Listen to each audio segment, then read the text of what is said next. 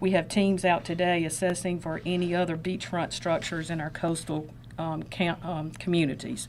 And a reminder to private well owners, we know that there are a lot of folks who rely on private wells for their drinking water, and when you don't have power, you don't have access to drinking water.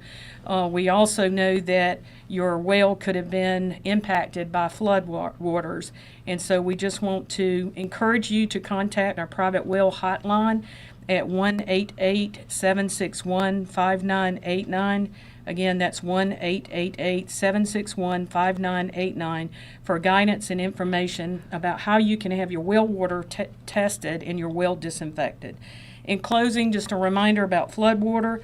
We want to continue to remind all South Carolinians to avoid floodwaters and use extreme caution around them. As you are aware, there are many harmful things that could have an impact on your health, and we'd like you to be reminded to take precautions. Thank you. Thank you, Maurice. Director Marcia Adams, South Carolina Department of Administration. Yes, good afternoon. Marcia Adams, South Carolina Department of Administration. And I'm going to update you today on donated goods. And I first want to say thank you to all the citizens in the state and those outside of the state for their many offers of assistance. We're continuing to work with counties to determine their needs for donated goods and volunteers, and just want to thank everyone for what they are doing to help South Carolina. Because donations of products for disaster relief require transportation and warehousing, the most effective donation is usually a monetary donation. Charitable organizations assisting South Carolina victims can use those donations to purchase locally, if possible, the exact items those victims need to recover. We are requesting that all monetary donations, food, or other donated goods be sent directly to South Carolina voluntary organizations who are assisting our state with a disaster response. A list of those organizations can be found at scemd.org/recovery/volunteer and donate. For people interested in volunteering, you can also visit that same website where there is a link to volunteersc.org to register to volunteer. Many volunteer opportunities require specialized training, and we want to ensure that all volunteers are safe during the response and recovery activities. Please do not self-deploy, as unexpectedly showing up at a location will create an additional burden for first responders. As public officials and disaster relief organizations identify specific needs, if you are registered, you will be contacted. Again, thank you for all of the offers for assistance. Thank you, Governor. Thank you, Marcia. Well, that's a lot of information. Does anybody have a question? As you can see, we've got a great team. Team South Carolina's a great team. Governor. Yes, sir.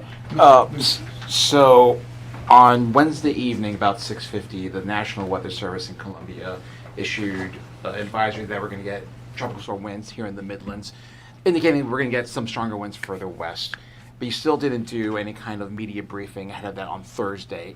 Why not do any media briefing on Thursday when you have some people saying they feel like they had a chance to get prepared for the storm? First of all, we did issue the declaration on Wednesday, emergency declaration. It got a lot of publicity and a lot of information, and also we had a number of press events around the state at which these questions came up, and we recited all that at those. I actually had a question for the utilities. I know that there's been a lot of grid resiliency work done ahead of the storm, and as this came in, we saw more damage done to some of the high voltage transmission lines. Was just wondering, what we actually knew about the vulnerability of the system heading into this, how this impacts ongoing work to improve that. Well, we always say we work 365 days to prepare for this, and that includes vegetation management. The transmission lines that you speak of is regulated by the Federal Energy Regulatory Commission, the same folks that regulate Lake Murray. And we clear those lines from one side of that right-of-way to another. We are under extreme rules and regulations. If we have a tree that falls into a power line, if it doesn't come off that right-of-way, then we're subject to fines and censure by that organization. So we have a team of arborists and foresters that stay on that at all times. You need to understand we do a lot of work where we put in steel poles. Steel poles are resilient of winds up to about 150 miles per hour. And on our system, as I I won't speak for the Duke system, but I can speak for Jimmy's system. We have voltages of 230,000 and 115,000 volts. We have also what we call sub-transmission, which is kind of transmission distribution is 46,000 volts. Some of that is wood poles. Wood poles, you get a 70, 75 mile per hour winds, which is what we had, you're going to have problems. That's kind of like the same thing with the distribution. So that's basically where we've got trouble. We don't have it where we kind of did our grid resiliency with the steel poles, and we replace those as we go in, as the state grows, and as we go in there and have issues. So that's a 365 days. Some lady sent me an email saying, why didn't y'all go out and make the system safe before the hurricane came? And it's just, that's impossible to do. We're doing it every day with the work that we do. Some of the folks that complain the loudest about the lights being out are the some ones that complain the loudest when we go in there to do the tree trimming. So we just, that's just human nature, and we accept that, and we understand that, but we're always working to inspect, patrol, and maintain both our transmission and distribution assets, as well as our dams that we use for hydro generation and our power plants. Keller covered a lot of ground there, and very similar for Duke Energy. At the highest voltages, we go up to 500 kV. At the lowest level, we have 44 kV that you called sub-transmission. Those highest voltage lines fared well, but the level of destruction that we're seeing in the upstate is a level that we haven't seen. Governor, we were in Greenville yesterday. I appreciate you coming and touring that and hosting a media event there where Senator Graham said, his whole life in the upstate, he's never seen destruction like that. And so the investments that we've made certainly have been helpful, but the level of destruction is just beyond something that you can harden a grid for. Gotcha. And I know that you mentioned that this work has been ongoing, that you guys are hamstrung by a lot. Did you anticipate that something like this could have happened ahead of time? I was just kind of curious as far as hindsight being 20/20, obviously, but. Yeah, there's always preparation for any kind of natural disaster. It's interesting in the upstate, what I usually lose sleep over and think about most is an ice storm. We've had those before that cause this level of destruction, and so we do what we can to build infrastructure. Some of our system is underground, some of it is not, obviously. We have a system that's been built up over many decades, but we'll continue to evaluate and learn as we will from this storm. Yes. Governor, you mentioned that you spoke with President Biden yesterday. Well, I didn't speak with him. His message was one of a number. Okay, and what specifically are the feds providing for? That's what we just talking about. Yeah. He referred to the declaration and how FEMA has been working with us, and I had spoken with Dina Criswell, the FEMA administrator, a day or two prior to that. He left a message. I was busy, couldn't answer the phone, so I called him back and left a message for him. So I expect we probably talked before long, but he's good about staying in touch. And FEMA has always been a big help. And we have where is our man? Yes, sir. Come on over and let him take a look at you. Tell them what you're doing, please. Okay, sure, be glad to. Hi, I'm Brett Howard. I've been appointed as the Federal Coordinating Officer for Hurricane Helene. Currently, as you heard through this, we've got 2 USAR teams that one is employed, one is on the way. That encompasses about 90 personnel for both 45 that are on the ground. I've got staff that are inbound to start getting out into the communities that are impacted by this disaster that have the declaration in those counties. We need them to start registering. I have an IMAT team, and I need to give you numbers for that. I don't think anybody has asked, so if I could, I'll get to that in just a second. I have an incident management assistance team that is helping me bring in the federal resources the state and the survivors are going to need as we transition from response to recovery, as the power comes back on and repairs start being made. We also have mobile registration intake centers getting ready to be in these areas to help with that. We're helping with public health on oxygen bottles, anything that the state really requires and needs if they can't really through their robust contracting system. And many of you were here during Debbie and I talked at length about the state and their preparedness, and you have heard from all the governor's staff about how well they do and how many contracts they have in place. But I do want to make sure we get this message out to the survivors, and also my thoughts and FEMA's thoughts and prayers are with those that lost loved ones in this, and also those that have lost homes and property in this too. So there's 3 ways to really get in touch with FEMA. If you're in one of those declared counties, the web is disasterassistance.gov. You can call the 1-800 number, 1-800-621-3362, 1-800-621-FEMA, or you can use the FEMA app on your phone, either iPhone or Android. The easiest and most efficient way to do it is on the web. That will get you registered really quick. There's no waiting on a phone call or anything like that. And those, we need to get people registered so we can start help get them started in their recovery, to start purchasing things that they need to do to either repair their home, have somewhere to stay, and things like that. Did that answer your question, ma'am? Yes, thank Thank you you. so much. Thank you, Governor. Thanks, sir. A couple other items. One is on the public assistance side. FEMA pays 75% of those costs, and the state has to pick up the other 25%.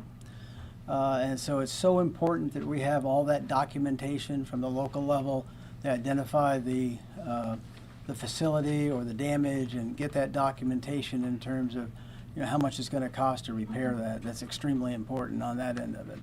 On the individual assistance side, FEMA picks up a lot of that themselves, and I think it's about $80,000 max you could get right now in terms of IA per individual that own a. Oh, you're needs. combining the two programs? Yeah. Other needs and Yeah, HPS. combined. So you could get a potential of $80,000. Most people don't get that much.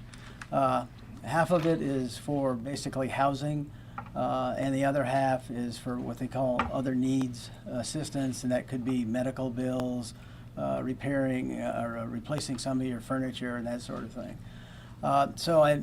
They're bringing a lot to bear, like right now, in terms of oxygen and the federal teams and all that. But at the end of the day, what they really bring to South Carolina is reimbursement for many of these costs, both at the public level and at the government level as well. But documentation is extremely important, and that starts at the local level. I think false documentation, draws a penalty, a criminal penalty. We should be correct about it, right? Thank you. More questions? Yes, so when it comes to the daily assistance, we're seeing a lot of, private citizens offering water, places to charge phones, take showers, things like that. Other than shelters, is the state offering any other places to do that? Just to kind of get water, food, anything like that? Well, several people have talked about these points of distribution that we're supplying food and water to the counties. All this is managed at the local level, and so they ask us to provide the equipment, in this case the commodities, and that's shipped in, and then we work with them in terms of staffing and that sort of thing. So it's kind of an on-demand system. We've got supplies at our Winsboro warehouse, and if they need it, we will ship it. And that's, like you said, so like county administration would request those things? Yeah, well, the each county has an emergency management office that does similar to what we do here at the state in managing the emergency in terms of the operation and the logistics and the recovery piece of it. So we work with them. Sort of the same question for the schools that may have lost food and items. Who picks up the tab for that? School. That's a good question. Most of the schools get their funding for their food through USDA, and I'm not exactly sure how they work that, but I think they'll just replace it normally. And I don't know if anybody else has a better thought on that or not, but not seeing any. But Can we get a description of what kind of assets were pre-positioned before the storm, and where were they pre-positioned, especially as we hear about crews coming in from out of state to assist our electric utilities? Yeah, they're coming from California, Florida, Mississippi, I think Alabama. But what was the pre-decision ahead of time? I don't recall the exact number we had in the beginning, but I will say at the first media briefing we talked about 18 states all the way to Canada. We had crews coming in. That number increases literally as we speak. For the Duke Energy system, we also serve parts of Florida, parts of the Midwest. This storm came right up through Florida, through South Carolina, North Carolina, and into Indiana, Ohio, Kentucky that we serve. We're wrapping up restoration outside of the Carolinas.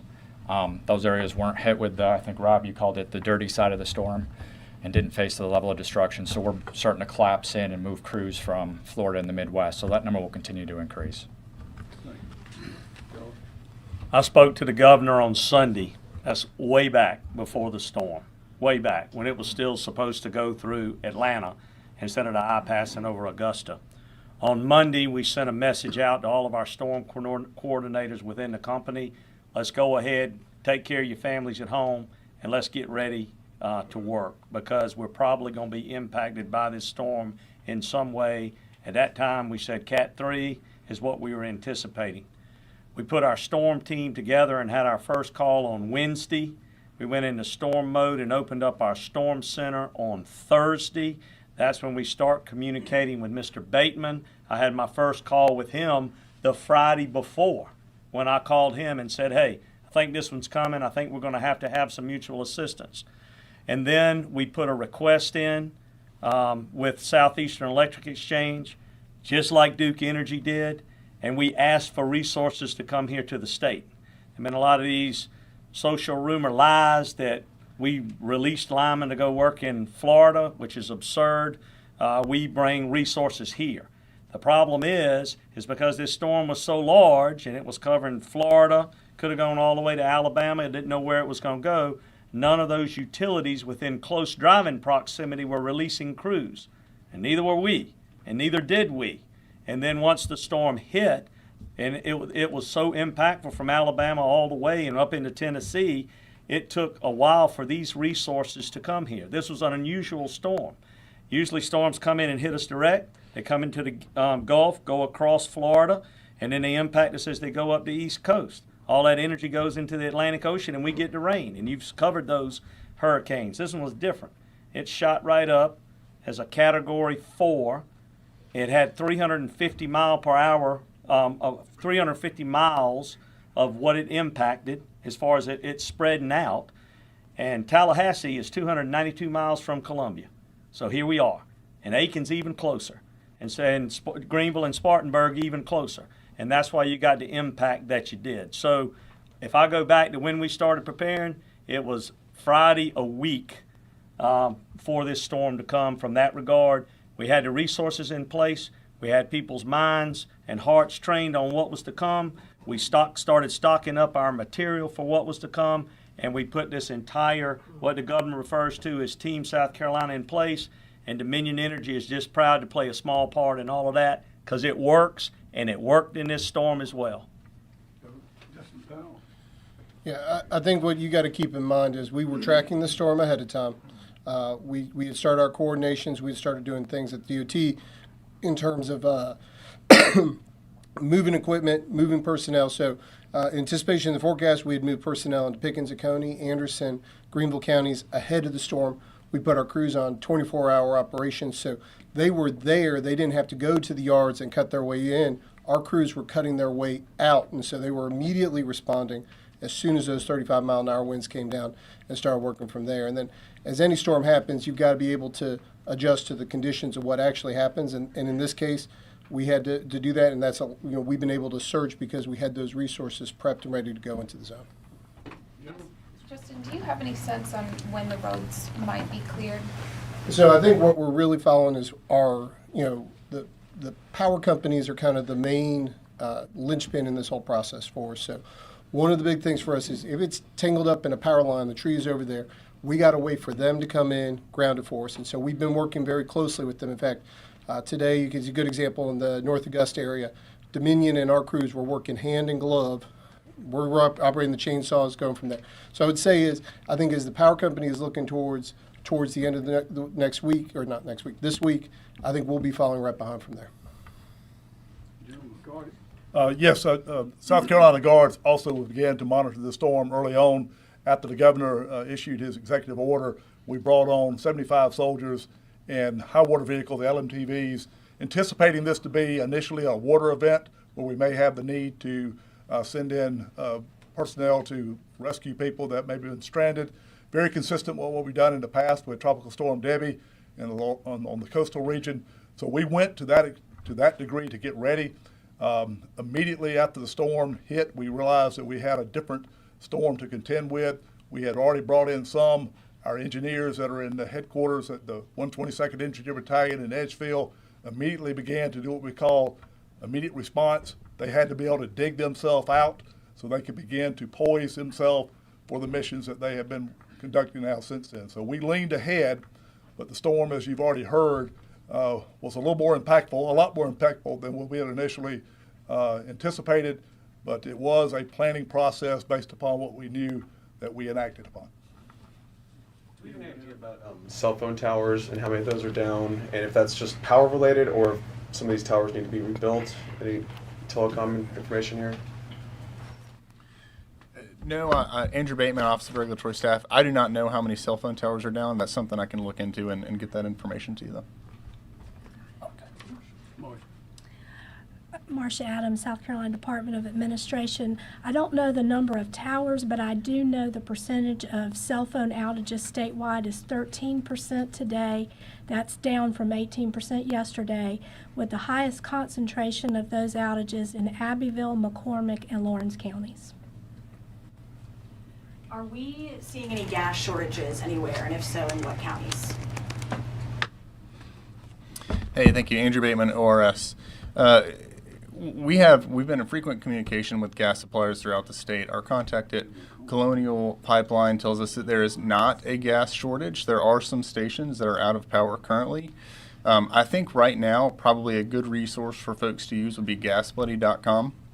You can download the app or get on the website, and it'll indicate to you which gas stations are open and actually indicate the prices. Governor, Clemson's widely criticized for playing their game on Saturday. What do you think they should have done? That is a good question for Clemson. Any more? So, I mean, another hindsight question. Like you how all have been saying, this storm took a different path than a lot of storms. Looking back on this with what we know now, is there anything that the state would have done differently? Or what have you learned from this? One thing we've learned is that it'd be nice to have a lot of power lines buried, but that is expensive. Another thing we've learned is that this is Mother Nature that came in this time, but Mother Nature is not an enemy. But we do have enemies. This country has enemies around the world. And this has demonstrated how interconnected and how fragile our system really is. So we need to be sure to harden that as well. But we always plan for the worst case scenario because you never know what's going to happen. And that's as you've heard, that's what we did this time. Sometimes we're lucky and the storm will go someplace that was not predicted. That is, we thought it might be coming at us, and it veered off. Wasn't as strong when it got here because it went across land. But other times, there are things that were not predicted, like some of the flooding in 2015 and the dams breaking. That was not predicted, but it certainly happened. I don't know if Hugo was predicted to be as strong as it was, but it certainly was very, very strong. But again, we anticipate the worst and hope for the best, and sometimes the main predictors are out in Colorado. I think the University of Colorado, is that where it is? Yes, and they I mean, that's Colorado State. Yes, sir. You can see their predictions. I mean, it looks like a plate of spaghetti sometimes with all these different routes. And so we watch all that and try to make the right decision. But generally, what we urge people to do, I'm getting back to part of another question, is get your information from official sources, because there's so many rumors. Some of them we addressed today. There'll be more coming around tomorrow. But your TV stations, your established TV stations, for example, those are good sources of information. And in this case, they were wall to wall watching this this storm and trying to anticipate where it was going. So that's the good kind of information to watch. And also the Department of the Management, Emergency Management Division has a brochure that's given out at what grocery stores is it? Where is it? Yeah. The hurricane guide? Yeah. Yeah, Kim Stenson, State EMD. Yeah, the hurricane guide is widely distributed. It's on our website at scemd.org. It's on our emergency manager app that you can download, and it's available at welcome centers and Walgreens and coastal DMVs. And it is an excellent source of what to do if this, that, or the other happens. And we got them at the house. I urge everybody to get a copy of that. It's good. 2 more questions if you'll have them. When it comes to, you mentioned burying power lines. Is that something, do you see more talks about that infrastructure change happening in the future? Yes, Lindsey Graham brought it up yesterday in lessons learned. There's some other states, I think, that are municipalities that have thought of that. Some of them are doing it. It's very expensive, depending on where you are. But we've been trying to get some buried in downtown Columbia, but very expensive. Maybe this may help a little bit. But in some states, they, again, in thinking ahead, lessons learned, some states, I think Florida, to get a building permit, if you're a gas station or something like that, you have to have a generator, have to have generator power. For cases like this, you can see if we, and usually the private market will take care of that, because people want customers to come in if they know that the gas station will be pumping, and that's a good thing. But that's something that I think some of the businesses might want to consider as well. They require it by law in Florida. I don't know if we'll do that here, but it'd be a good thing to do. Last question. Roughly how many miles of line do we have there above ground? Wouldn't you know, Joe would ask. That's a good question. For Dominion Energy, 3,500 miles of transmission, 26,000 miles of distribution. And I will say about the undergrounding, it's expensive. It is expensive. And if customers are going to pay for it, or you're going to put an unfair burden on some South Carolinians that maybe are unable to pay, the way it works for us, we have it in our franchise agreement with municipalities and a matching program so that they can go out and put some of the lines underground. You've seen it in the Vista here in Columbia. You've seen it going up towards Columbia College up North Main. And it's been put to use. Go down and look behind the Capitol on South Main. It's another example of it. And it works from that standpoint. I will also say that you'll go out there and the people whose lights will come on the last will be people with underground power, where the tree roots have uprooted that underground cable and has it in the air, and you'll see it. Or where the tree has come down on top of a switchgear or a pad-mounted transformer. So you always, as the governor said, you just got to take it in balance and see where are the best places, how you can distribute it, and how you can best pay for it. I was just going to say, my team can get you that information. I don't know exactly how much underground. Is that, you want to know how much underground, How much would need to be buried? to bury all of it? Well, how much is above ground that in theory we need to? Thousands of miles, as you would expect. But in Horry County, Georgetown County, we are working with the communities in each of those areas where they contribute a certain amount of dollars. We match those dollars, and we have systematically been undergrounding at the beach levels now for a number of years. So we're starting to see the value of that investment. But as Keller and Mike have both said, it's an incredibly expensive process, and so we're doing it slowly so that we can keep energy affordable and yet reliable. And another point is, that is expensive, but what is this that we're doing right now? This is fairly expensive as well. Yes, sir, go ahead. If you'll let me. For the cooperatives, we do have 1,000 miles of transmission, but we just tap the interstates that our peers own, and about 79,000, 80,000 miles. But some places have done underground, and I would make sure everyone knows that. Keller mentioned it, Hilton Head Island, all underground. Places that get hit normally are putting power lines underground. This, again, was a spot that was unexpected, and on the dirty side of the hurricane, it is just really tough. It's crazy expensive to put power lines underground.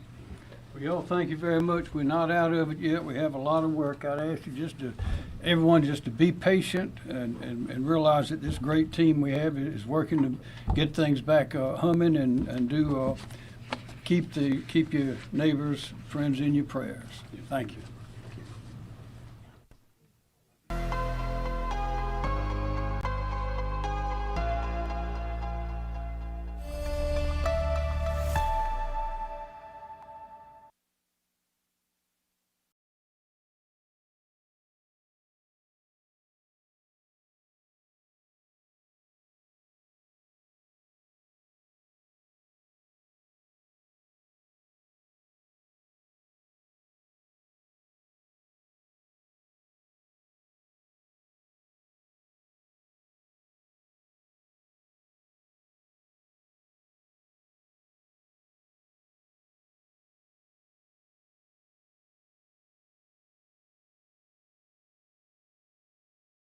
Shopify helps you sell at every stage of your business. Like that, let's put it online and see what happens stage. And the site is live. That we open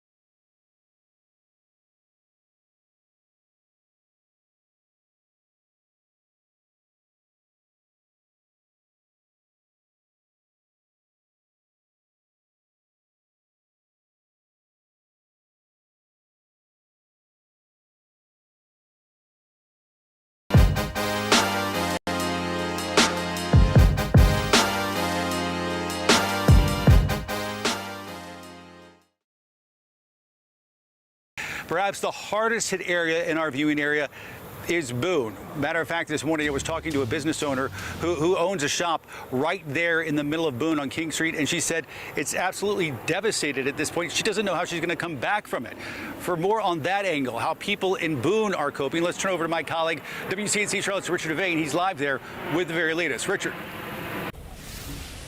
Yeah, Ben, just a perspective on what you were talking about a few moments ago, talking about those business owners. A lot of them are going to be affected because a lot of folks don't have the wherewithal to get to these businesses. Even if they're able to open, electricity is back on. Businesses are slowly coming back on.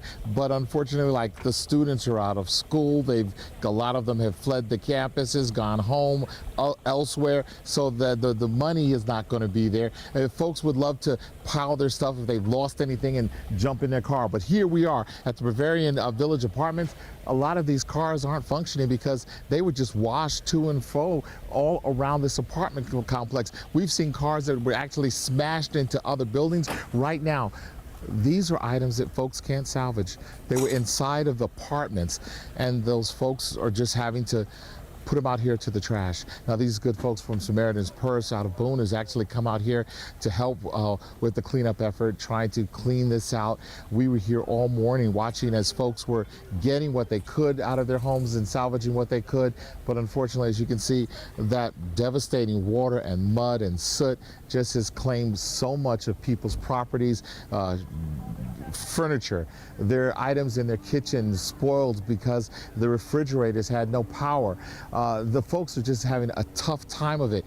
But all in all, you have a sense of spirit in this community. We spoke to college students who come over to volunteer, people in the community just doing what they can. One business owner actually opening up his coffee shop, giving his coffee and bread away free because he said he doesn't want it to spoil, but he also wants the people to know he can do what he can just to help folks get through. We spoke to one lady who lives here, who's lived here for a number of years. We asked her, how can you be so positive in a situation like this? Here's what she had to say. Every storage unit is packed. Luckily we got one, but that's what I'm saying. I'm blessed. We got a storage unit. I have children that live here that I can go stay with. Some of these people, she's just gonna leave for furniture.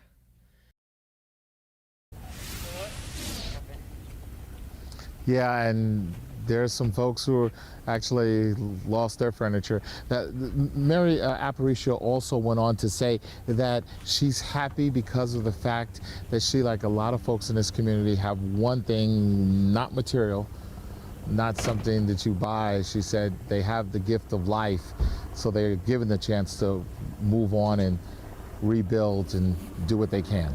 That's the story right here in Boone. This is Richard Devane. I'll send it back to you. Time now to connect the dots. When we make the news make sense. If you are in the market for a new home now might be the best time.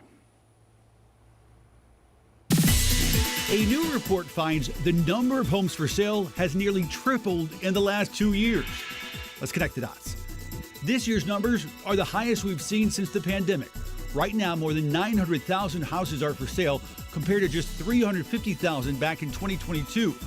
Experts credit the surge to a rise in new construction, and they predict new single-family construction will continue to rise over 8% next year. The surplus of homes is also good for your wallet. More homes means more choices and more room to negotiate. And that influx could also trickle down to benefit renters. Experts predict landlords will start to lower their prices and get more creative to fill their vacancies. And that is Connecting the Dots.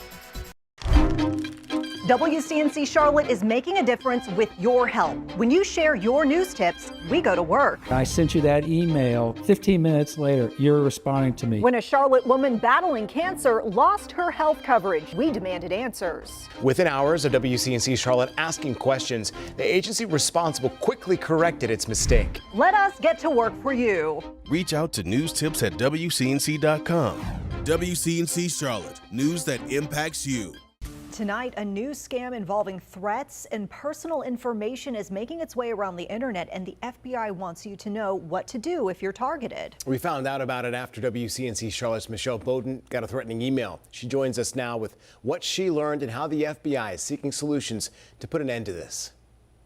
I open emails from strangers all the time. It's part of the job, but this one stopped me cold. The person who emailed me claimed they used spyware on an app on my phone, and they said they had, quote, footage inside my house. They also said they had, quote, extracted quite a bit of juicy info from my system and had access to all my emails, contacts, and social media accounts. They even included a photo of the outside of my home in their email. So we went to the FBI. We have seen this scam come up fairly recently, like I would say even within the past couple of weeks. So I do stories on this stuff all the time, so I'm probably more aware than the average person. When I opened this email, I still was kind of freaked out and a little bit alarmed because it just was so well put together. I saw my home address was listed on there, my personal email was on there, they had a picture that was near my neighborhood. You said you're not surprised by any of that. So I know it's personal to you, but it's also very easily accessible public information. They're also claiming they're able to access all my contacts thanks to spyware. And of course, there's the blackmail, demanding I send $2,000 to a Bitcoin account that the FBI confirmed is an active link. While they are threatening you, they are saying they have very personal information about you that they will release on the internet or to your friends or to your contact list. They're also saying that you can trust them. So if you just pay this fee, then all of these bad things that they might do to you, it'll all go away. You just need to trust them and go ahead and just pay that fee. Shelley Lynch with the FBI says this is most likely an organized group fishing for anyone who will bite. More than likely, it is a very large network of people, many times overseas, that this is their full-time job. They're finding some way to cast a wide net that they can catch as many people as they can in and victimize them and part them with either personal information or, in this case, money. Thankfully, I didn't fall for it. I, of course, didn't send any money and instead went straight to the FBI. So what should people do when they get an email like this? Ignore it. Block the email address and ignore it. Here's some more tips straight from the FBI. They say get in the habit of changing your passwords regularly and use different passwords for everything. And they say make sure to do all device updates when they're available. Reporting in Charlotte, Michelle Bowden, WCNC Charlotte. Back to you. Time now to connect the dots when we make the news make sense. Fall, a great time to enjoy the cool weather, but it's also the best time for stargazing. This time of year is a great time to look to the skies. Let's connect the dots. Dense clouds during the summer can make it hard to pinpoint your favorite constellations, but autumn's cooler and clearer nights mixed with shorter days and longer nights means more time for the stars. Experts tell the Washington Post you may even see the return of Saturn, Jupiter, and Venus, or even a recently discovered comet. Comet A3 was discovered last year but could be visible this week. To see it, you'll need to get up before sunrise and look towards the... This fall will also have another solar eclipse, but unlike the one it will be visible to folks on the West Coast. And that is connecting the dots. Download the WCNC Charlotte News app today for your WCNC Weather Impact Cast, breaking news alerts, and 24-hour streaming content. Download today. Feeling the impact of Helene, the storm leaving behind lots of damage, including to many homes in our area.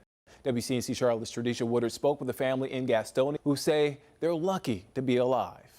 A bump in the night. I was actually asleep in my room. It shook this home and everyone inside it. It just woke me up out of bed and everybody was freaking out. I had to calm them down. Joshua Drum then finding the root of the issue. I was surprised this one even came down. You know, just when it fell and hit the house, it just like shook the whole ground. It was so big. This massive tree snatched from the ground and slumped on top of their home. I'm 6'5", and that thing's got to be like 10 feet tall, you know, as far as the base. Drum says he was prepared for a storm, but not at this capacity, with the tree falling not too far from his bedroom window. Actually, where the tree is laying, my room is right there. I can see it out my window, but my window didn't bust or anything, thank goodness. Drum says with a tree this size, things could have been a lot worse. Just took some of the roof off, and pretty sure it's destroyed that shed and stuff that was over on the side, but won't know until we get it out of here. He says while they're thankful no one was hurt, they're looking forward to the next hassle, cleaning up the debris. They said that they'll send like somebody out here. He said everybody's okay and they're safe, and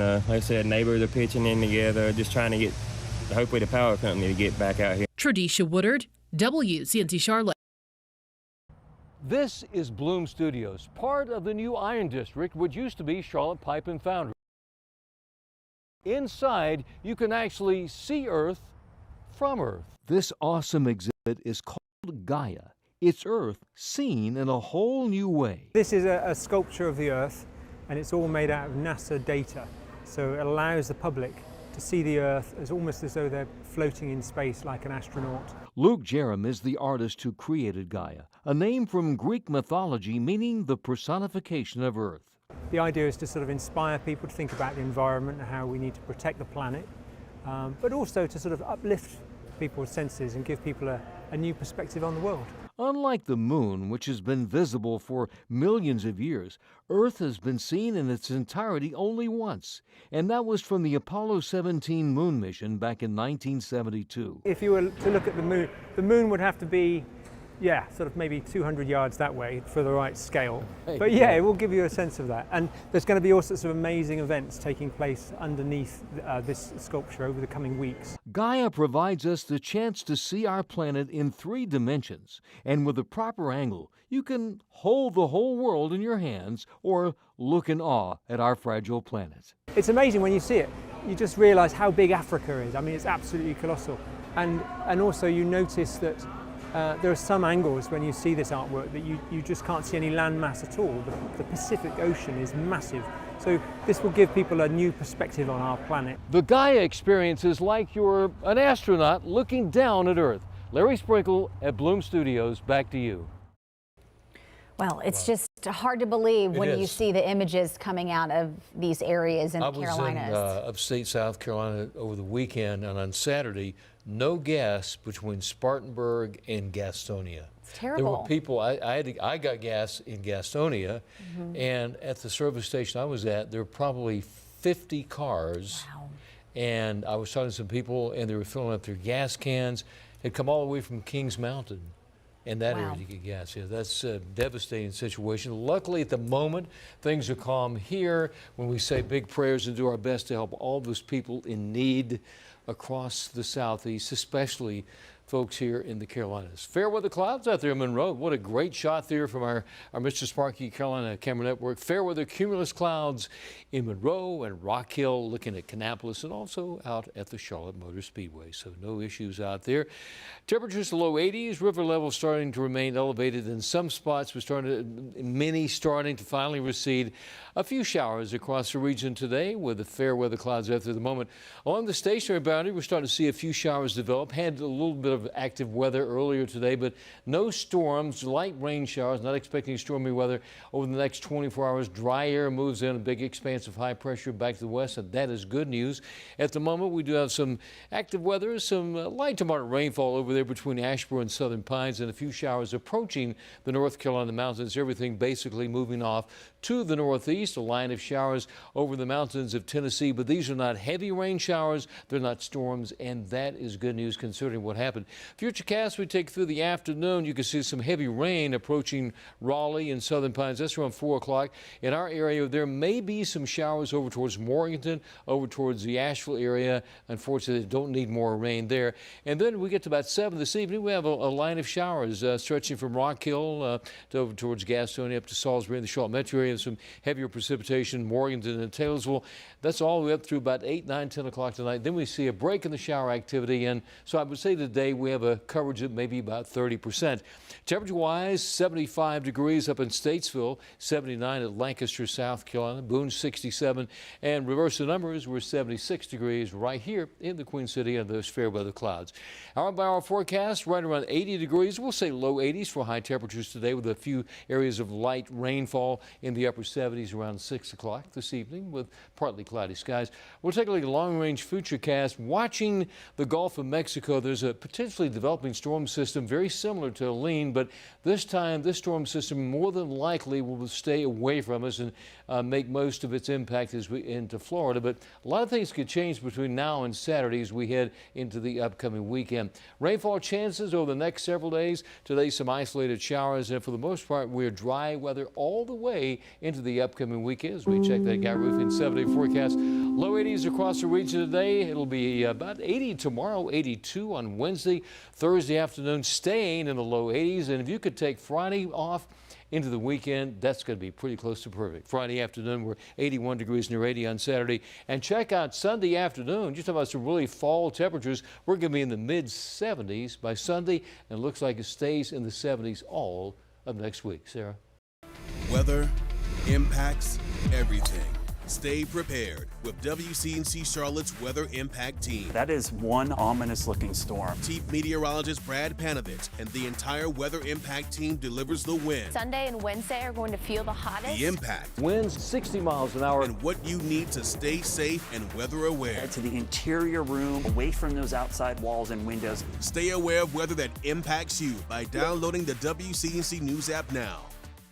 Here locally, Mountain Island Lake was one of the hardest hit areas, and that's where WCNC Charlotte anchor Ben Thompson is live this morning. Ben, the impact there really tough to describe. Yeah, Sarah, you know, if you spent the weekend thinking, oh, it didn't rain, things are much better right now, let me just give you a visual of the situation behind me. That red sign you see there in the background, typically that's about 10 feet in from the water, and you see how deep it is right there. So the receding here at Mountain Island Lake has just really started in earnest, I'd say in the last 24 hours or so after peaking on Saturday. We've got some video from people over the weekend when they were trying to get their stuff back together, see what's left of their homes. The water was still so high, though, in some areas that it was completely covering docks, flipping over boats, and even now it's still up to their knees in some parts as of this morning. People can finally, though, start the cleanup processes, which they're wanting to do. Despite all that devastation, people tell us they're glad starting today they can start moving forward. It got up and over the road into the horse fields. Our neighbors, there was one lady that we had to go get off of her porch with our tractor. It's the highest it's ever been. I've been here 27 years.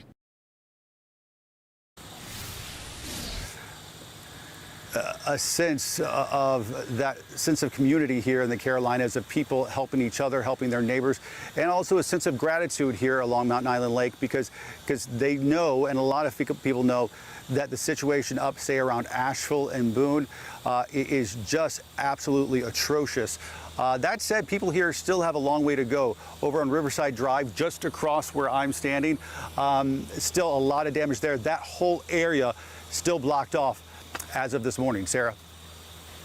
All right, Jane, thank you. We start the news at 5 with a busy day on the campaign trail right here in North Carolina. Lieutenant Governor Mark Robinson holding an event after a rocky weekend for the Republican gubernatorial candidate and former President Donald Trump's running mate, J.D. Vance, making 2 stops in Charlotte. That's how we start the news now. Thanks for joining us. I'm Colin Mayfield. And I'm Vanessa Rufus. Our team coverage starts with WCNC Charlotte's Kaylin Hagwood, who is joining us in Boone with more on Robinson's message to voters following that bombshell article from CNN. Lieutenant Governor Robinson was defiant, vowing to fight back against the allegations and taking aim at the media, hoping to get his campaign back on track.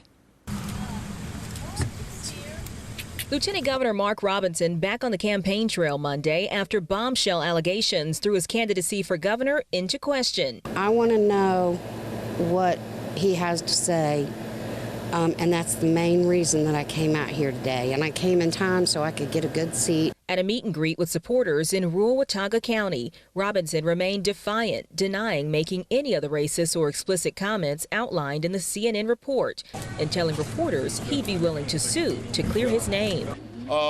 We're considering legal action against CNN about the story that they put out. We have not formulated our exact plan yet, but we are in talks about that, and we're very serious and intentional about doing it. But securing the election will be an uphill battle as Robinson works to shore up voter support and regain the confidence of party leaders who now worry his candidacy in battleground North Carolina could put the Trump campaign at risk. What can you do to prove that you were not on those sites?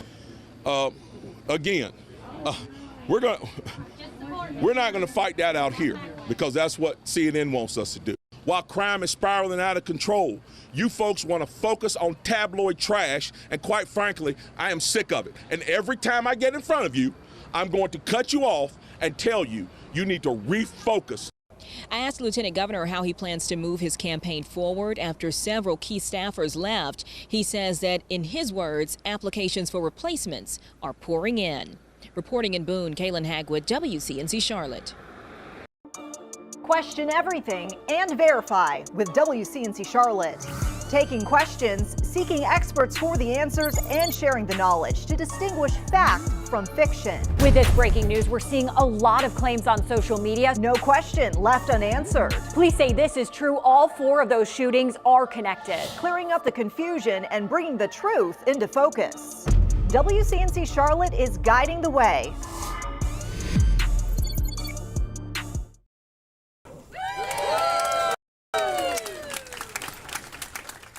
Look towards the future here. That's what Charlotte Mayor Vi Lyles is calling the 4-lane expansion of West Boulevard, which opened today.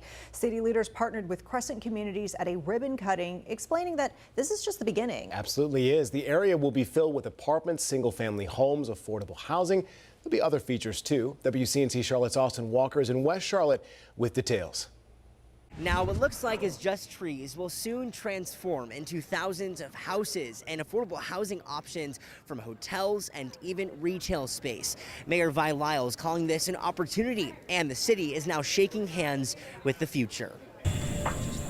Acres and acres of trees and fields in West Charlotte, a blank canvas ripe with possibilities.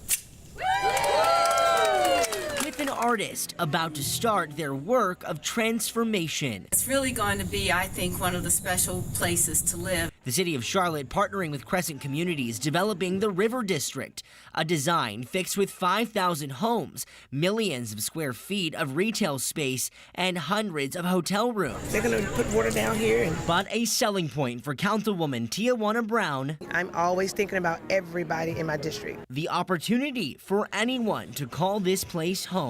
I won't sign on any development if it's not inclusive with affordability. Reiner Ficken with Crescent Communities says there will be multiple types of affordable housing units, and the first phase will have just shy of 100 units, breaking ground at the beginning of next year. It's defined with the city, and we'll have 10% of all of the housing in the River District that will qualify as that. But this leaves some, like Jessica Moreno with Action NC, with questions of her own. What are the requirements to get into that housing? She adds, will rent fluctuate within the market, or will it be separate and price capped? Are the people that really need housing that can't afford it anywhere, are we building housing for those people? Are we building social housing that's not going to be competing in the market? Aside from housing, the River District is planned to be connected to other parts of Charlotte, upholding the city's goal of connectability. I get super excited because there's more ways to explore this great city. One local bike rider saying as Charlotte grows, it gives people more options for transportation,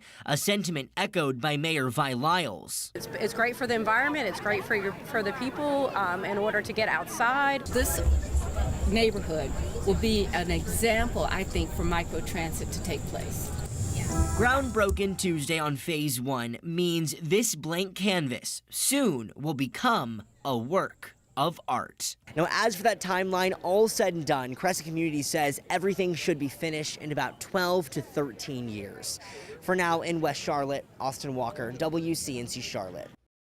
Right now, local cannabis dispensaries throughout North Carolina are on high alert. Law enforcement has been conducting more and more raids lately. Just this week, a sting operation targeting more than 100 different vape stores near Fayetteville found many were selling products with much higher levels of THC than allowed by law. A similar operation was conducted in Statesville over the summer. Now, these raids are all about keeping only legal products on store shelves, but many say they're still confused about what exactly legal means. WCNC Charlotte's Miles Harris joins us with more on this. Miles, you talked to some dispensaries today. What are they telling you? Yeah, well, Nick and Vanessa, a lot of these dispensaries throughout North Carolina, they are a growing concern. Even though they say they're playing by the rules, by the things that they are stacking on the shelves, they're worried that law enforcement can just bust through their doors at any time. This is a fear that we all share in this industry of this very thing happening. Michael Sims with Crown Town Cannabis admits running his business has come with more hurdles as law enforcement, including the DEA, have been doing more raids targeting dispensaries. A lot of these raids stem from selling to underage children or minors, and then also selling products that have no clear chain of custody. Sims stresses some businesses aren't playing by the rules. There are a few bad players in the industry that are giving us all a bad name. And selling products to underage kids, along with the lack of proper testing. So after we roll up, there's another hurdle. The issues we're having is the lack of framework and regulation around this industry. Our challenges are unique. Cannabis attorney Natasha Andrews says most of the problems are around basic knowledge of the industry, from the consumer to the state legislator. Some of the challenge really are rooted in a lack of education. And I mean a lack of education for the general public, for the consumer, for the dispensary owner, for law enforcement, all the way up to the top in terms of those in legislation and making our rules and laws. So how can these businesses protect themselves? Be vocal and be active in not only educating your community, but educating those that are in the position to serve and to lead. Be very vocal and very aware of the changes taking place. Hemp business owners like Sims hopes to get law enforcement, hemp owners, and the community all with the same understanding with what's legal and what's not on their shelves. We need the trust of our customers and the trust of our community to trust in us to know that we are getting the absolute best products we can get you that are safe for consumption and that we have clear chain of custody. So, Miles, how are dispensaries allowed to operate in North Carolina legally? Yeah, Vanessa, that's a really good question here. And under the North Carolina Farm Bill from 2018, any cannabis product that's sourced from hemp with less than 0.3% Delta-9 THC concentration, well, that's allowed. So even though it may smell and even look like other products that are considered illegal, it is legal in the eye of the law. Nick and Vanessa. Miles, thank you so much.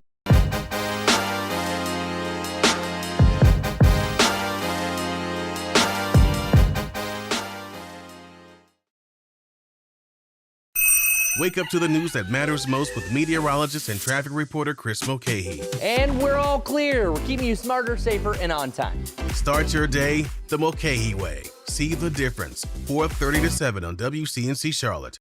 As you just said, just 2 hours north in Boone, folks are waking up this morning with a mountain to climb as recovery efforts continue. This was the scene just 3 days ago. You can see King Street was completely flooded and high winds knocked down trees and power lines.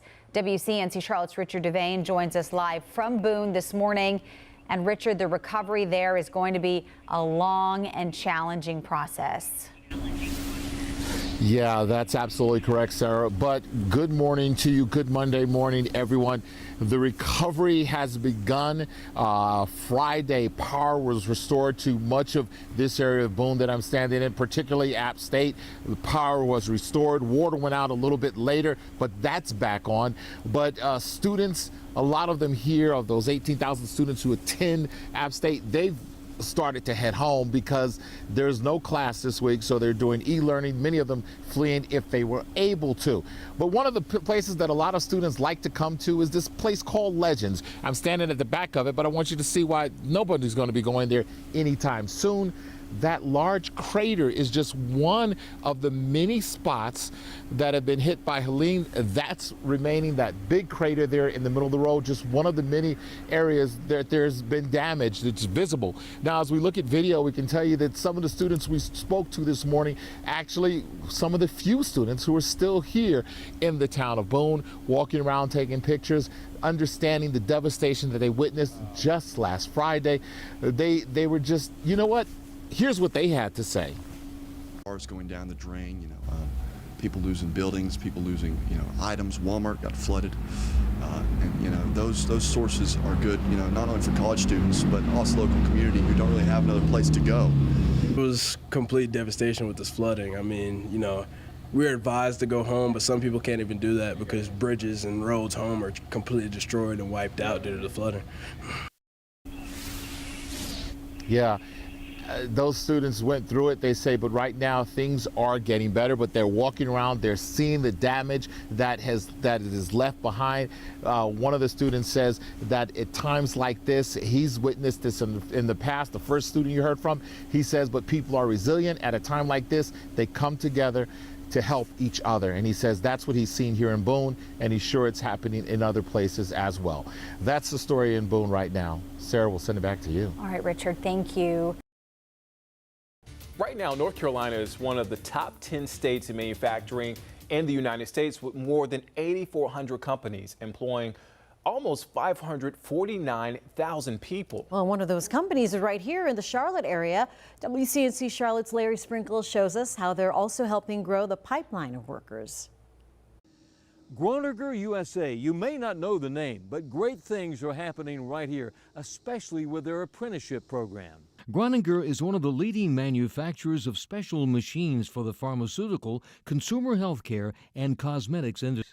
For example, if you would walk into a CVS or a Walgreens and you get any over-the-counter medicine, eye drops, cough syrup, there's a very high chance that you actually get a product that has been filled on our machine. For the past 9 years, they train on the job with a company-paid education. It's in partnership with Central Piedmont Community College. Those who take the opportunity know it leads to success. Jenny Dam is one of those in the program. And so everybody starts out the same. Everybody has that foundation of how to work with their hands and how to use the machines.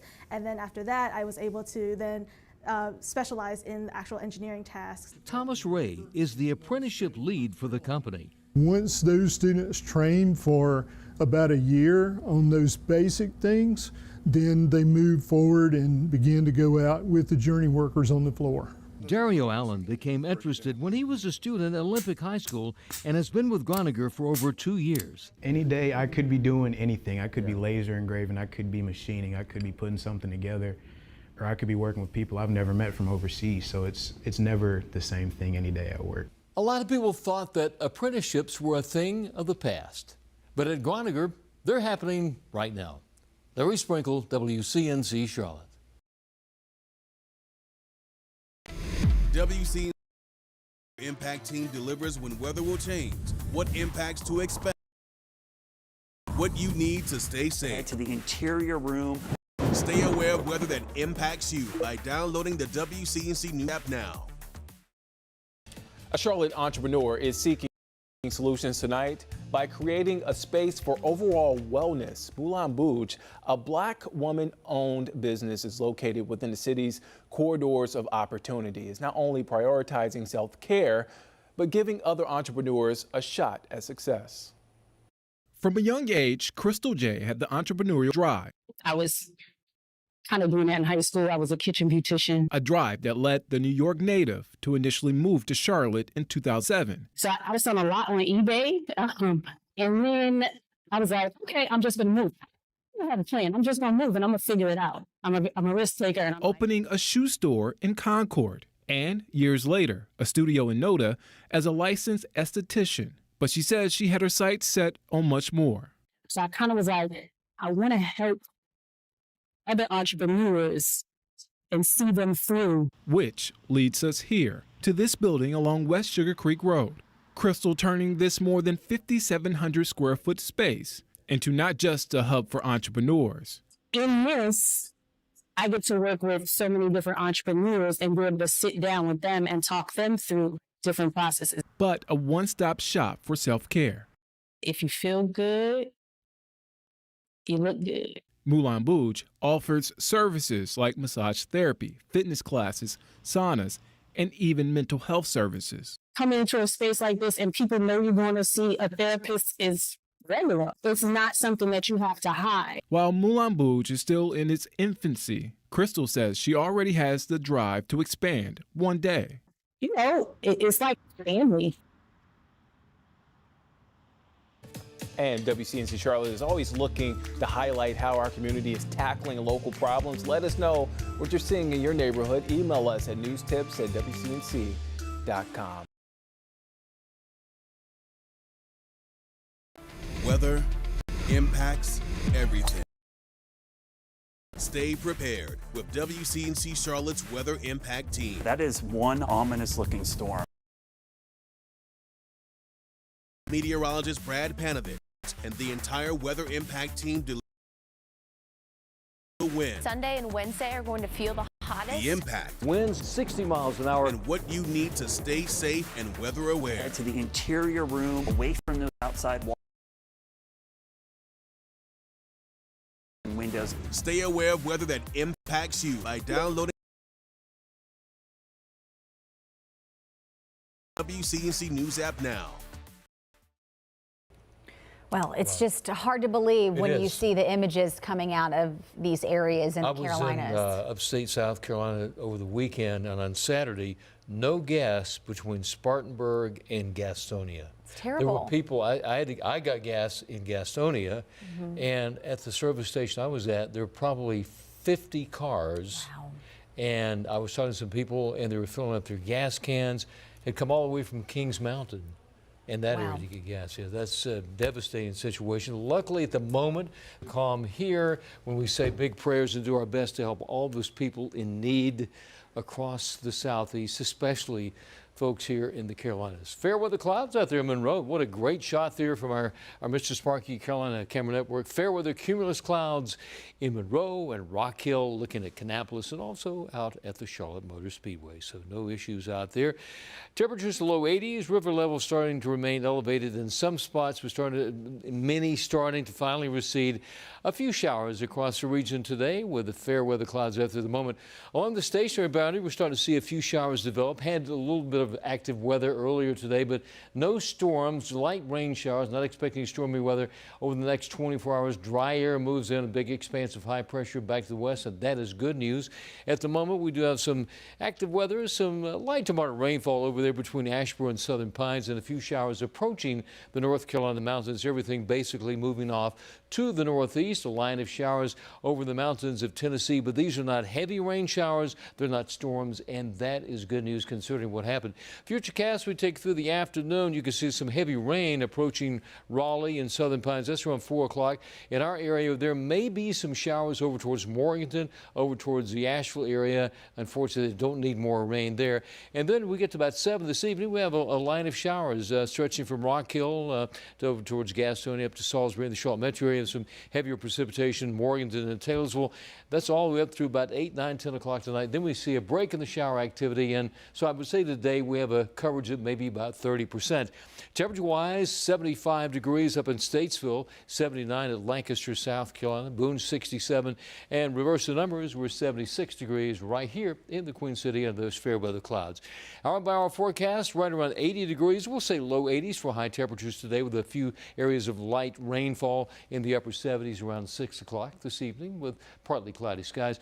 We'll take a look at long-range futurecast. Watching the Gulf of Mexico, there's a potentially developing storm system very similar to Helene, but this time this storm system more than likely will stay away from us and make most of its impact as we into Florida. But a lot of things could change between now and Saturday as we head into the upcoming weekend.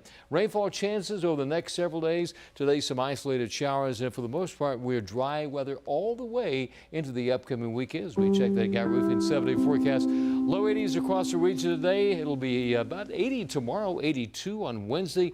Thursday afternoon staying in the low 80s, and if you could take Friday off into the weekend, that's going to be pretty close to perfect. Friday afternoon, we're 81 degrees near 80 on Saturday. And check out Sunday afternoon. You're talking about some really fall temperatures. We're going to be in the mid-70s by Sunday, and it looks like it stays in the 70s all of next week. Sarah? Well, tonight we're hearing about the outpouring from the community stepping up to help those in dire need of the basics like food and water. WCNC Charlotte's Tradisha Woodard shares more on those efforts from the Statesville Regional Airport.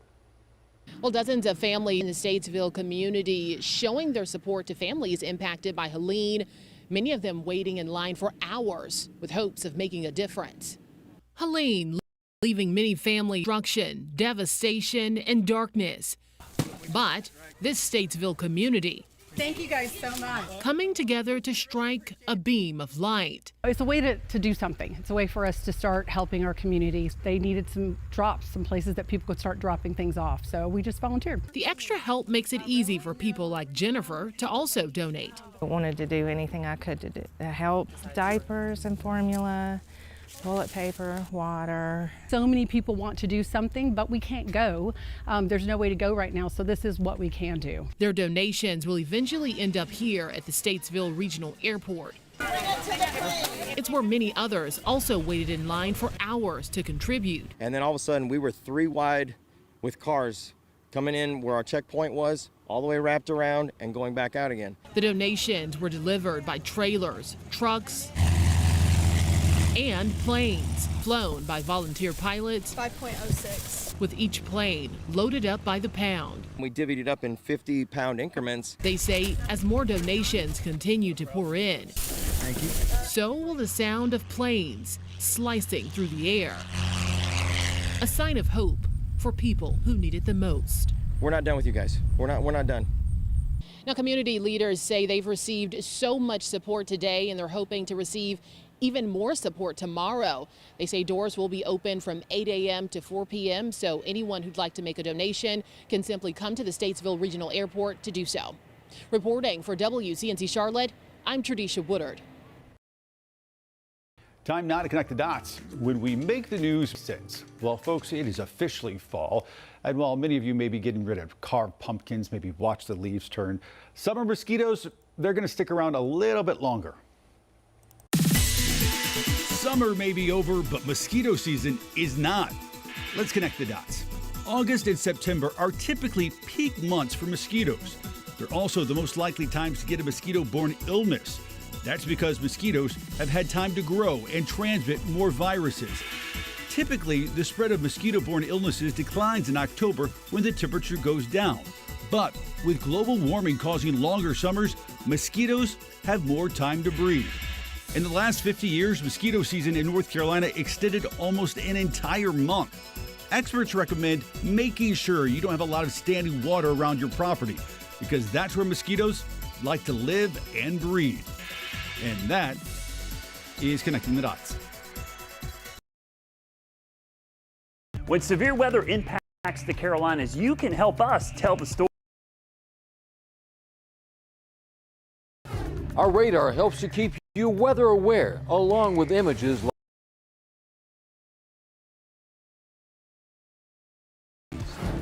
Here's how to send us a picture or video of conditions in your area.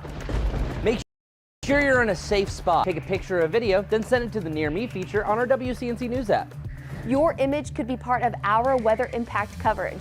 Download the WCNC Charlotte News app now. All right, be honest, how many times do you hit the snooze button every morning before waking up? Maybe twice. I do once. It may feel like you're giving yourself some extra time, but could it actually be doing more harm than WCNC Charlotte's Megan Bragg getting the facts in today's Verify. And guys, it seems to be a morning routine for me. I set my alarm for 7 and snooze until 8 a.m. Well, I feel like I'm getting more sleep. Is that actually the case? The question, does hitting the snooze button multiple times actually make you more groggy for the day? Let's verify. Our sources, Dr. Douglas Kirsch, Medical Director of Sleep Medicine at Atrium Health, Dr. Alicia Roth with the Cleveland Clinic, and the Houston Methodist Medical Center. It's that sound in the morning that most of us dread. My general advice is that you set one alarm. The more alarms you have, the harder it's going to be for you to wake up. The Houston Methodist Medical Center agrees with Dr. Roth, saying hitting the snooze button repeatedly can increase your chances of being jarred awake during deep sleep, which would leave you feeling groggier than usual. Dr. Kirsch agrees too. It's kind of dreaming sleep that's occurring at the end of your sleep window. Now you're kind of disrupting it and you're flying in between different stages because you're waking yourself up and then you're trying to get back into that stage. Dr. Ross says the reason you keep hitting snooze, you're probably not getting enough Z's to begin with. So a lot of us have a tendency to go to bed later and wake up later on weekends than on weekdays. That makes it really difficult to wake up on Monday morning and Tuesday morning, and might prompt us to have multiple alarms or multiple snoozes. Both doctors suggest setting your alarm to the time you actually stop hitting the snooze button or try to unwind and go to bed said earlier. So we can verify that yes, hitting the snooze button several times can make you more groggy during the day because it could interrupt deep sleep. With your Verify, I'm Megan Bragg. And if you have something you would like verified, just email us at verify@wcnc.com. During any given hurricane season, you're likely going to hear the term rapid intensification. So let's raise the IQ on what it is. Rapid intensification is when a tropical cyclone, so either a tropical storm or hurricane, increases their maximum sustained wind speed by 35 miles per hour or more within a 24-hour period. That might not seem like a lot, but that 35 mile per hour boost could be the difference of 1 to 2 categories on the Saffir-Simpson scale. For example, a hurricane is a category 2 with a sustained max wind of 100 miles per hour. A 35 mile per hour increase brings the sustained winds to 135. That's category 4 and a similar peak to Hurricane Hugo. The ideal setup for rapid intensification is low wind shear, a tropical air mass without impeding dry air, and ocean temperatures above 80 degrees. But sea surface temperatures from 85 to 90 degrees are like jet fuel. The most significant rapid intensification on record was Hurricane Patricia back in 2015. Patricia rolled over waters that were up to 88 degrees. Patricia was a Category 1 hurricane with max sustained winds of 85 miles per hour on October 22nd. 24 hours later, it was a monster Category 5 west of Mexico with winds up to 205 miles per hour. That's a 120 mile per hour increase. Rapid intensification is becoming more common and problematic, where 70% of all of our billion-dollar tropical cyclones rapidly intensified. I'm meteorologist Chris Mulcahy with WCNC Charlotte. WCNC Charlotte's weather impact team delivers when weather will change, what impacts to expect, and what you need to stay safe. To the interior room. Stay aware of weather that impacts you by downloading the WCNC News app now. A historic moment in state history coming out of controversy. Today, Mark Robinson announcing Krishana Polite as the first ever Black Chief of Staff to the Lieutenant Governor. Polite previously served as Deputy Chief of Staff to the Lieutenant Governor and is an at-large member of the North Carolina Republican Party. Her appointment just days after former Chief of Staff Brian LeVecchi left his post in the wake of a CNN article which claims Robinson made racist and lewd comments on a porn website years ago. Other members of Robinson's state office and campaign staff have resigned as well. Historic, never seen before. These are some of the descriptions of the flooding from residents in Boone today. Helene brought torrential, record-breaking rain to our mountain communities. WCNC Charlotte's Miles Harris has spent the last few days there and joins us live tonight. Miles, what are the conditions there at this hour? Yeah, well, I'll tell you right now there, Nick, we have talked and spent a lot of time talking about the flooding, but now we're looking at the aftermath from Helene. Now, take a look here. We're actually near the Walmart here off of Blowing Rock Road. But, I mean, take a look at some of the aftermath here. We're seeing pieces of wood, pieces of trees that are also out in the parking lots here. And we take a closer look. We keep walking our way through here. We'll still see more of that damage and some of that leftovers from trees, from businesses on the roadways. Again, more of those branches. But we're also seeing cars being displaced as well. Assuming that's probably from the flooding. We're also seeing some shopping carts from that Walmart also on the roadways as well. But again, the roads here all muddy at this point. And then you can assume obviously that's from a lot of that flooding that came in through overnight and this morning from Helene. Heavy winds as well, guys. Just a lot of damage, and we've also seen a lot of people from this community coming out here to help clean up some of those efforts as well. We've also seen some law enforcement, some first responders out here trying to really do their part, following what we have seen again this morning when it comes to that heavy rain, those strong storms that have made their way through much of Boone. And again, we've been keeping track of this really throughout the day today. Now, there's no word on what the status is when it comes to that Walmart here, but again, we're just taking a look at some of that damage from here. If you take a closer look here, we're not sure really what the status is, a lot of those cars though either, but some of this area has been taped off. We've seen a lot of debris, a lot of items placed all over this parking lot as well. And this is an area that was completely flooded this morning. We had some aerial views that was completely flooded as well. And again, we're keeping a close eye and a close track on a lot of this stuff as a lot of those cleanup efforts are now underway here in Watauga County. But for now, reporting live here in Boone, I'm Miles Harris, WCNC Charlotte. Weather impacts everything. Stay prepared with WCNC Charlotte's Weather Impact Team. That is one ominous looking storm. Chief Meteorologist Brad Panovich and the entire Weather Impact Team delivers the wind. Sunday and Wednesday are going to feel the hottest. The impact. Winds 60 miles an hour. And what you need to stay safe and weather aware. To the interior room, away from those outside walls and windows. Stay aware of weather that impacts you by downloading the WCNC News app now. Well, it's just hard to believe when you see the images coming out of these areas in the Carolinas. I was in upstate South Carolina over the weekend, and on Saturday, no gas between Spartanburg and Gastonia. It's terrible. There were people, I got gas in Gastonia, and at the service station I was at, there were probably 50 cars. Wow. And I was talking to some people, and they were filling up their gas cans. Had come all the way from Kings Mountain in that area to get gas. Yeah, that's a devastating situation. Luckily, at the moment, things are calm here when we say big prayers and do our best to help all those people in need across the Southeast, especially folks here in the Carolinas. Fair weather clouds out there in Monroe. What a great shot there from our Mr. Sparky Carolina Camera Network. Fair weather cumulus clouds in Monroe and Rock Hill, looking at Cannabis and also out at the Charlotte Motor Speedway. So no issues out there. Temperatures low 80s. River levels starting to remain elevated in some spots. We're starting to finally recede. A few showers across the region today with the fair weather clouds after the moment. Along the stationary boundary, we're starting to see a few showers develop. Had a little bit of active weather earlier today, but no storms, light rain showers, not expecting stormy weather over the next 24 hours. Dry air moves in, a big expanse of high pressure back to the west, and that is good news. At the moment, we do have some active weather, some light to moderate rain there between Asheboro and Southern Pines, and a few showers approaching the North Carolina mountains. Everything basically moving off to the northeast, a line of showers over the mountains of Tennessee, but these are not heavy rain showers. They're not storms, and that is good news considering what happened. Futurecast we take through the afternoon. You can see some heavy rain approaching Raleigh and Southern Pines. That's around 4 o'clock. In our area, there may be some showers over towards the Asheville area. Unfortunately, don't need more rain there. And then we get to about 7 this evening. We have a line of showers stretching from Rock Hill over towards Gastonia up to Salisbury in the Charlotte metro area. Some heavier precipitation, Morganton and Taylorsville. That's all the way up through about 8, 9, 10 o'clock tonight. Then we see a break in the shower activity. And so I would say today we have a coverage of maybe about 30%. Temperature-wise, 75 degrees up in Statesville, 79 at Lancaster, South Carolina, Boone 67, and reverse the numbers, we're 76 degrees right here in the Queen City under those fair weather clouds.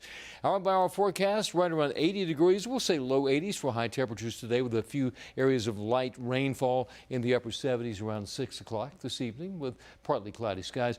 We'll take a look at long-range futurecast. Watching the Gulf of Mexico, there's a potentially developing storm system very similar to Helene, but this time this storm system more than likely will stay away from us and make most of its impact as we into Florida. But a lot of things could change between now and Saturday as we head into the upcoming weekend. Rainfall chances over the next several days. Today, some isolated showers, and for the most part, we're dry weather all the way into the upcoming weekend as we check that Guy Roofing 7-day forecast. Low 80s across the region today. It'll be about 80 tomorrow, 82 on Wednesday. Thursday afternoon, staying in the low 80s. And if you could take Friday off into the weekend, that's going to be pretty close to perfect. Friday afternoon, we're 81 degrees near 80 on Saturday. And check out Sunday afternoon. Just about some really fall temperatures. We're going to be in the mid 70s by Sunday, and it looks like it stays in the 70s all of next week. Sarah.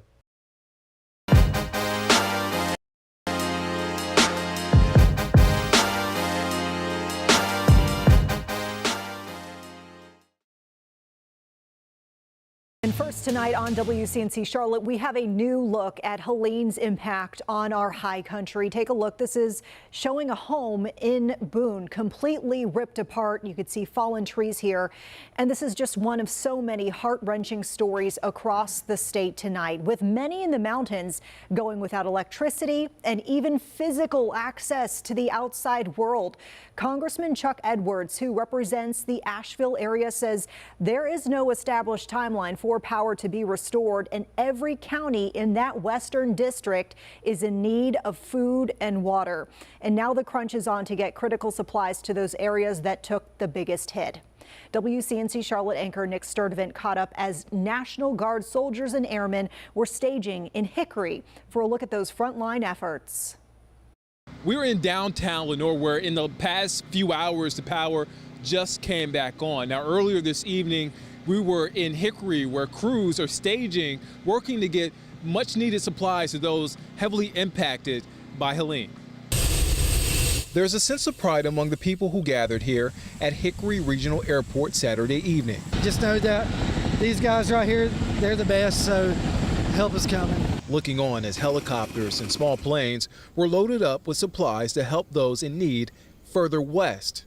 Josh Conway was one of the people here at the staging area for first responders. He says the pride he feels is also met with concern. Just seeing everybody's they're calling for help. And me, as a former fire rescue, I just want to go help, but I don't want to be another victim.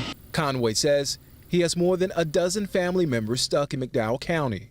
Family members, we got about 17. With 4 managing to make it to Hickory to safety. Because of Helene, more than 700,000 North Carolinians lost power due to the storm.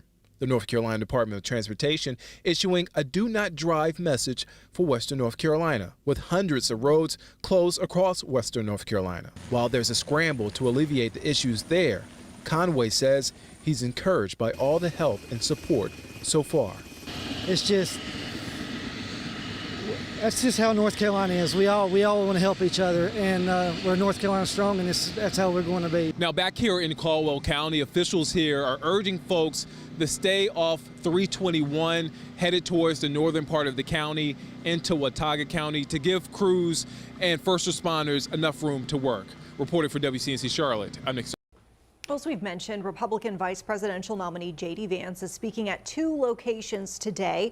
One of them is Freedom House Church in Northeast Charlotte, and this has some folks wondering, what are the rules regarding political events and religious organizations? WCNC Charlotte's Megan Bragg verifies for us. Well, it's a question of separation of church and state. And with J.D. Vance speaking at a church today, we have had people ask if political events are allowed at places of worship and are churches allowed to endorse candidates. So let's verify. Our source is the IRS tax guide for churches and religious organizations and federal law. The first question, are churches allowed to have candidates speak at their church events? Yes, they can, under some guidelines. According to the IRS tax guide for churches and religious organizations, depending on the facts and circumstances, a church or religious organization may invite political candidates to speak at its events. If a candidate is invited to speak, the church must take steps to ensure it demonstrates no bias for or against the candidate, meaning they allow equal opportunities for all candidates seeking office and make sure no political fundraising occurs. The next question, can churches endorse candidates? This is false. Federal law prohibits political campaign activities by charities and churches. They cannot intervene in publishing or distributing statements on behalf of or in opposition to any political campaign. It also prohibits religious organizations that have tax-exempt status from making the financial contribution to a candidate or campaign or PAC. And finally, can pastors endorse candidates? Yes, they can. According to the IRS, as long as a pastor is not acting on behalf of the church, they can engage in political activities like endorsing candidates, making financial contributions to campaigns or PACs, and distributing campaign literature. With Verify, I'm Megan Bragg.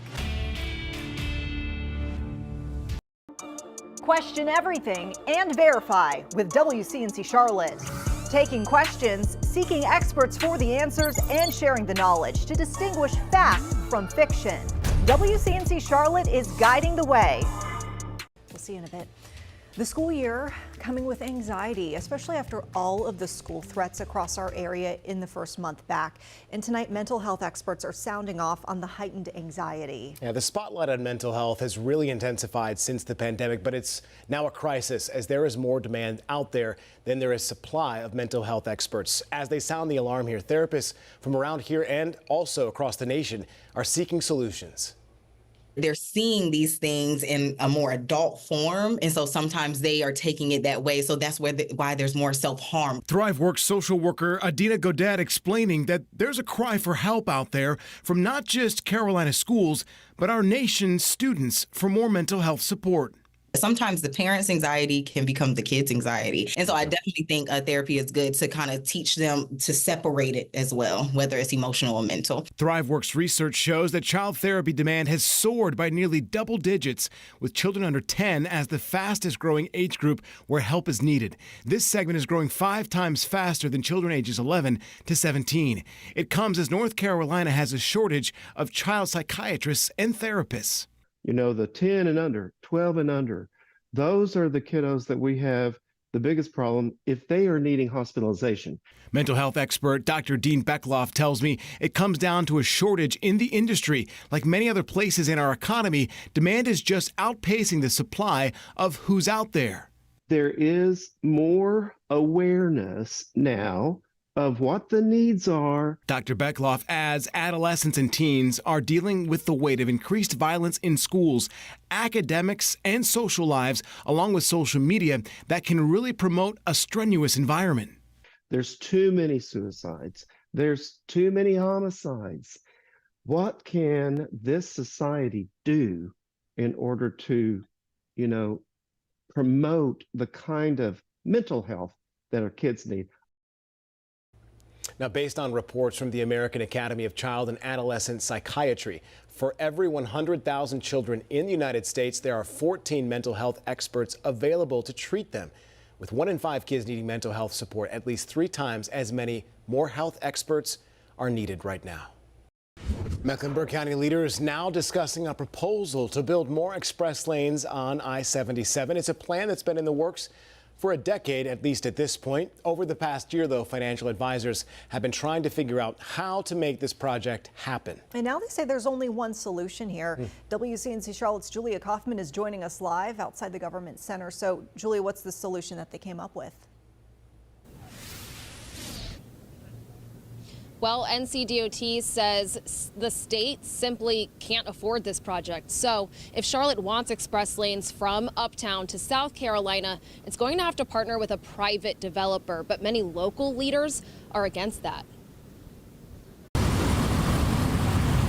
NCDOT says it would be the most expensive transportation project in state history, building express lanes on I-77 from Uptown to the South Carolina border. 4 to 6, terrible. It's like a lot of traffic. The traffic in both directions drives people crazy. It's crazy. It's a madhouse. Need more toll lanes. Driver Lamont Miller thinks toll lanes could help him steer clear of congestion. I'm always on my GPS trying to figure out a shortcut. Last year, officials predicted the project would cost over $2 billion. Now the price tag is around $3.7 billion. The analysis showed that the traditional toll delivery approach is not currently financially feasible. Carly Swanson with NCDOT says if transportation officials find a private developer for the job, the state would contribute $600 million and the company would cover the rest. It allows the project to move forward with less public funding needed. But many county commissioners think toll lanes are unfair. I just can't support it. Saying they only benefit drivers who can afford it. I'm not real sure what the benefit is for the majority of regular citizens here in Mecklenburg County. In 2022, the developer behind the 77 express lanes north of Uptown asked to build the southern lanes. Local leaders say if they move forward with the project, they will open the bid to anyone that's qualified.